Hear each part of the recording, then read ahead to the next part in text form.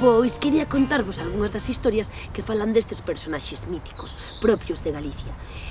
As mouras, os mouros.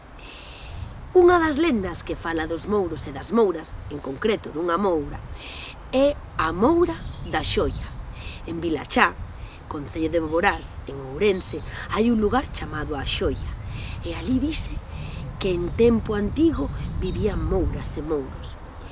Non hai moito tempo, unha muller que andaba pola Xoia atopouse cunha moura. A moura levaba un cesto, e no cesto levaba moitas cousas, e a moura díxolle a señora: colla deste cesto o que vostede queira.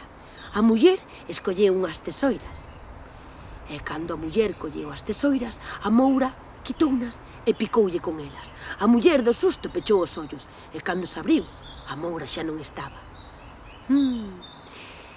Dice que os mouros e que as mouras aínda andan por ali e que fan este tipo de cousas.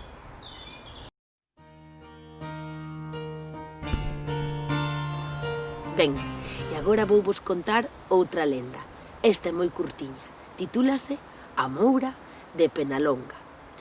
Un porco foi comer o millo que unha moura tiña a asollar